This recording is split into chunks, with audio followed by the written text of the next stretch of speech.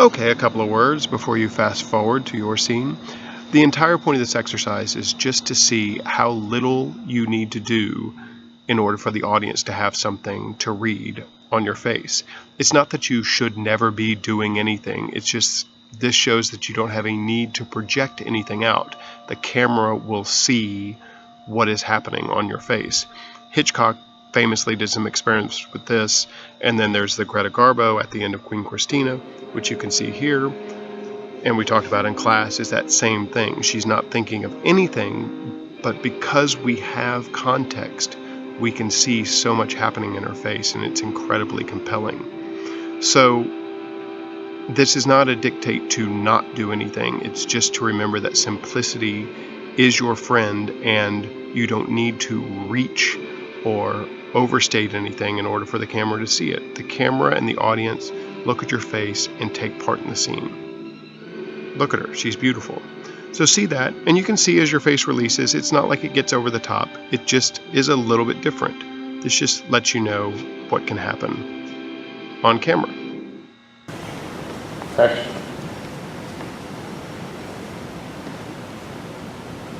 When you start this, I don't know what the first one. I'm sorry, I was just looking around.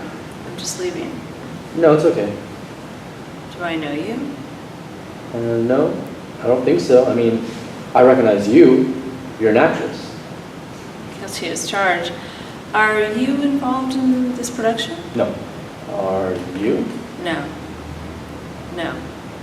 What are you doing here then? Well, Martin Marcus, the producer, he tried to get me some extra work on the Variety. They're shooting upstairs.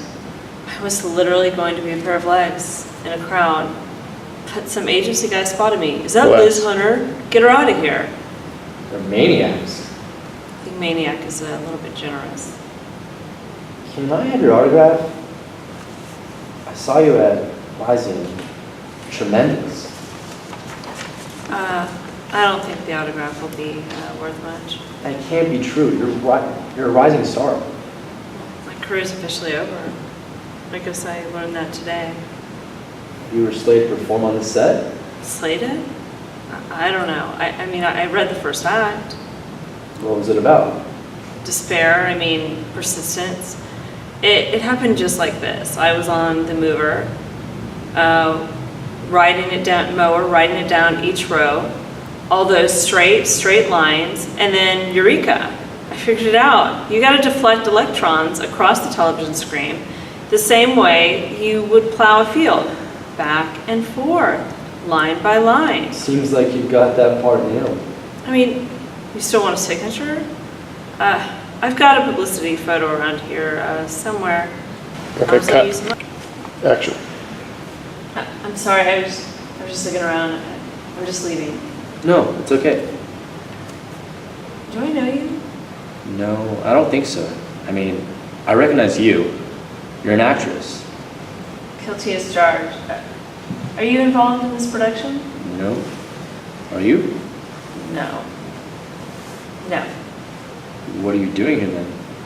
Martin Marcus, the producer, he tried to give me some extra work on the Variety. They're shooting upstairs. I was literally going to be a pair of legs in the crowd. Some agency guy spotted me. Is that Liz Hunter? Get her out of here. The maniacs. I think maniacs is a little generous. Can I have your autograph? I saw you at the Lyceum. You're tremendous. Well, I don't think an autograph would be worth much. That can't be true. You're a rising star. My career is officially over. And you know what? I guess I learned that today. You were slated to perform on the set? Slated? I don't know. I read the first act. What was it about? Despair. Persistence. Okay, hold for a sec, and just cut to the end of this monologue when we pick up again. And now you can just, now do it. Be sure that you're making facial gestures, the restraints are off. Now, make your face tell the story. Not over the top, just let your face tell the story. Loosen up, do whatever you want. And picking up at the end of that monologue. Yeah. Back and forth, line by line. It seems like you've nailed that part. You still want that signature? I got a publicity photo in here somewhere. Might as well use them up. Who should I make it out to? Mitch. Just Mitch? Mitch is good. What's wrong? My name is Tad Rose, and I'm sorry. You didn't seem like a Mitch. You deserve better. Maybe if I'd been more brave. I was pretty brave, confessing. Don't you want to read what I wrote? Dear Mr. Rose, may God forgive us all. You know, I had such dreams. I was going to be the best they had ever seen. Okay. Shut your mouth. Okay. Action. I was in the shower. How'd it go? You didn't see it or speak to anybody? No. Then it went well. Did it really go well? It was great. Writing my little first-rate copy, sitting on my jacket, punching my one thought. But I had this historic attack of flop sweat, so they'll never let me anchor again. How was your evening anyway? What do you mean flop sweat? I'll bet you were the only one aware of it. People phoned in on it. They were complaining phone calls because you were sweating? Nah, nice one's worried that I was having a heart attack. If all that happened, how come you're so chipper? I don't know. At a certain point, it was so off the chart bad, it got funny. And I'm chipper because you finally showed up. Tequila and eggs sound good? I have to be somewhere. I told, what's his name, Tom, that I'd meet him. Call him. I mean, it can wait, right? I don't know. I may be in love with him. No. Don't go. This is important to me. Yeah. Well, I think it is important for you too. Okay, hold for just a sec. So now, as we go through the rest of the scene, you just, respond Overacting. as much as you want. Okay. Sit down. What? Let me think a second.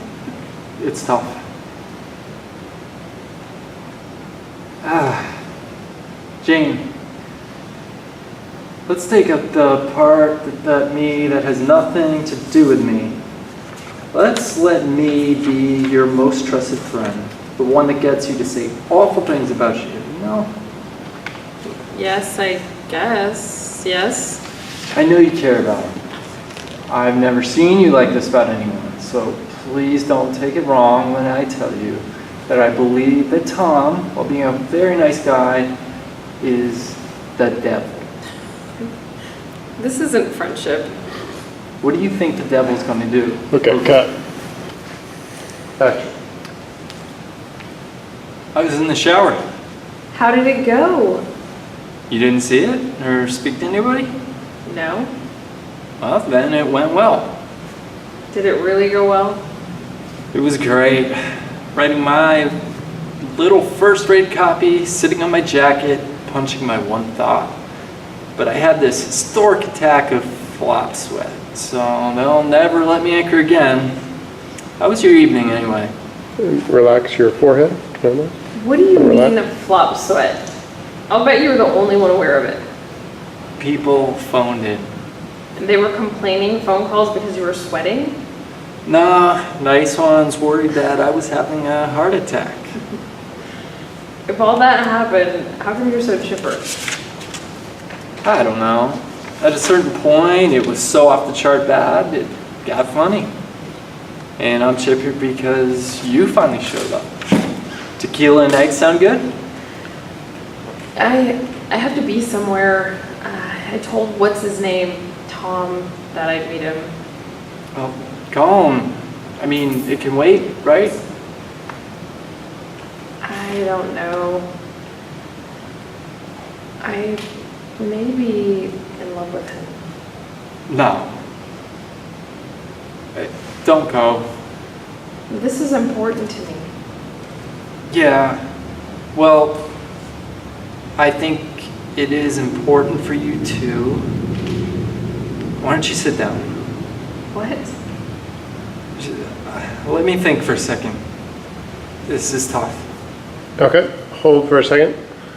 All right, so starting there, action. Yeah, well, I think it is important for you too. Sit down. What? Let me think for a second. It's tough.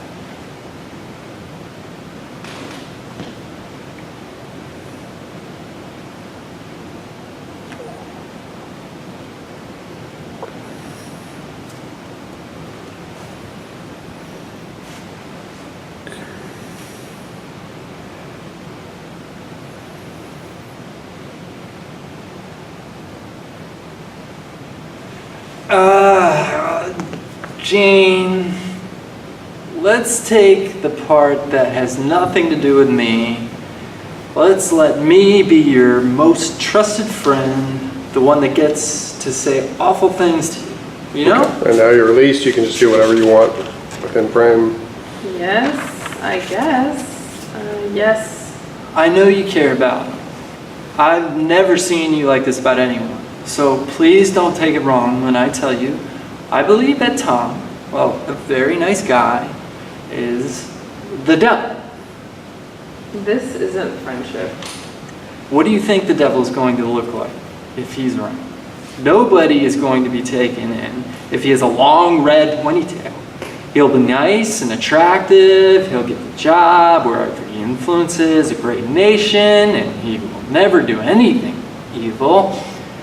He'll just sit bit by little bit, lower standards where they were important.